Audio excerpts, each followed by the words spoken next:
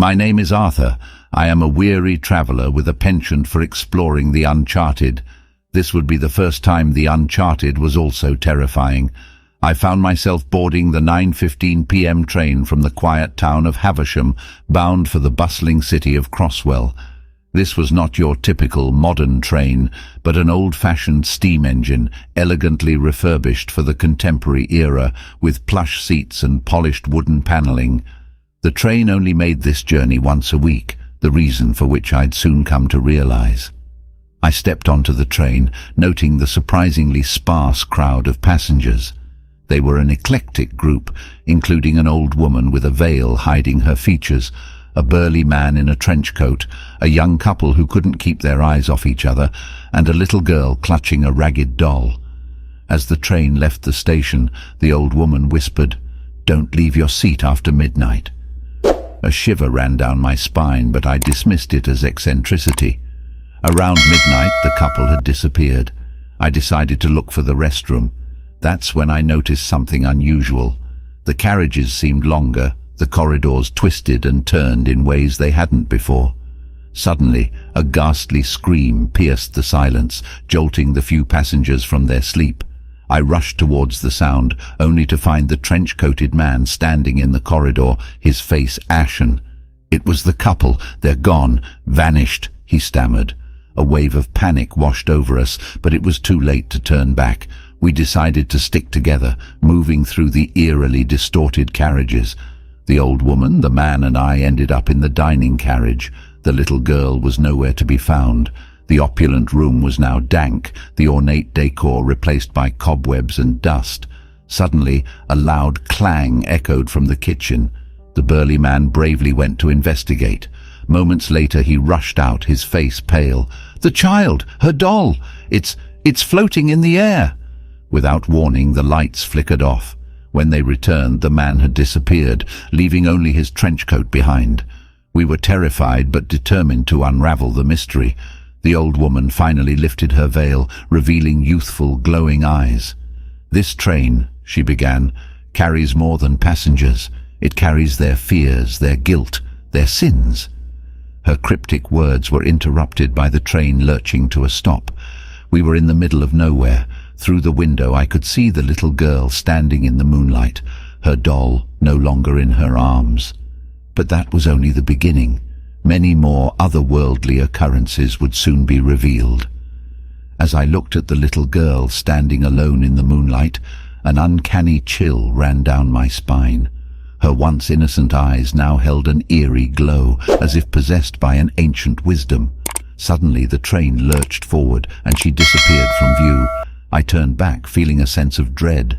The old woman was gone too, replaced by a man with a haggard face and sunken eyes. His gaze fell on me.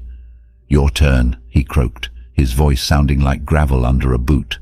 Confused, I followed his trembling finger pointing towards the door. I found myself standing outside, the landscape a hazy and desolate expanse illuminated by the harsh glow of the moon. And there, not far away, was the little girl, her eyes gleaming in the darkness. She led me to a decrepit house, a mirror image of my childhood home. As I stepped in, the door creaked shut behind me. I was transported to a world where time stood still, the rooms filled with echoes of laughter and whispers of past conversations. It felt chillingly familiar yet terrifyingly alien. In the heart of the house I found a room full of dolls. Each one was different, yet they all shared the same eerie, lifelike quality. The room was cold, the air heavy with an unseen presence. It was then I realized that these dolls were not merely toys. They were vessels, containers for the souls trapped on this train. As the horror of the revelation sunk in, I noticed one doll that was eerily familiar. It was the doll the little girl held on the train, the doll that was now missing. Suddenly, the little girl appeared next to me. "I have been waiting for you, Arthur," she said, her voice eerily calm. The walls of the room started to close in, the doll's eyes flickering with an unholy light. I felt a wave of fear washing over me, but something inside me refused to succumb. It was then I remembered the words of the old woman, "Make peace with your past." My gaze fell back on the doll. It was a relic of my past, a remnant of my lost sister, her death a wound that had never healed. Summoning all my courage, I reached out to the doll. It was surprisingly cold, its glassy eyes staring into mine. A jolt of energy surged through me, a flood of memories cascading in my mind. I saw my sister, her laughter, our fights, her untimely death. It was a torrent of emotions that I had suppressed for too long.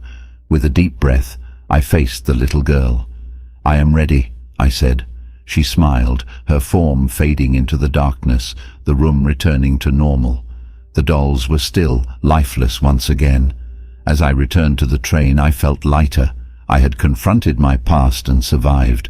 The man was gone, and in his place sat the old woman. She smiled at me, a knowing glint in her eyes. "Not everyone can face their past, Arthur. You did well." The train started moving again, leaving behind the desolate landscape, but I knew this was only the beginning. The train of the damned was full of secrets, its journey an odyssey into the past, a test of courage and redemption.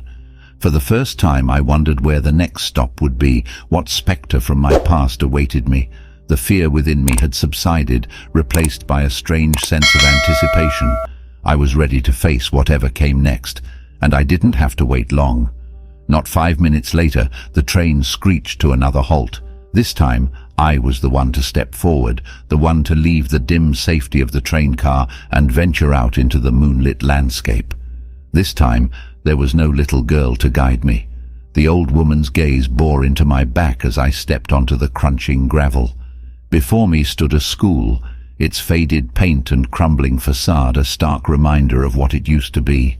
Something about the sight of it sent a chill down my spine. Then it hit me. I recognized the building. This was my high school. I made my way towards the entrance, my footsteps echoing in the empty halls. I stepped into the main hall and suddenly I wasn't alone anymore. There were figures all around me, teenagers talking and laughing, completely unaware of my presence. It was a moment frozen in time, an echo of the past. I was an invisible observer, a silent witness to my own history. My gaze fell onto a young boy, huddled by himself, a book in hand. He was lost in the words, oblivious to the world around him. It was me. A pang of sadness hit me as I watched my younger self, so lonely and so lost. I longed to reach out, to tell him that things would get better, but I knew I couldn't. I was just a ghost in this scene. Suddenly the atmosphere shifted, the hall became quiet and the figures vanished, replaced by darkness. Then I saw him, my old bully, the source of so much torment. He was standing across the hall, looking straight at me. I felt a rush of fear and anger, but I wasn't that scared boy anymore. I walked towards him, my resolve firm. He snarled, lunging at me, but I held my ground. "I'm not afraid of you," I said, my voice echoing in the silence. The moment I spoke those words, he disintegrated into a cloud of mist, evaporating into nothingness. Relief washed over me, but it was short-lived.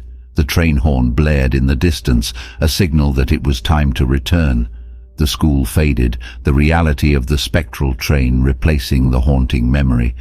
Back on the train, I took a seat, the haggard man from before now replaced by a young woman with kind eyes. "Your journey continues," she said, her voice as soft as a summer's breeze. I nodded, looking out into the passing darkness. I had survived another stop, another spectre of my past. I had faced my past, and I was ready to face my future. That's all for now. Please leave us a comment and tell us what you think. Please also like and subscribe. Thank you.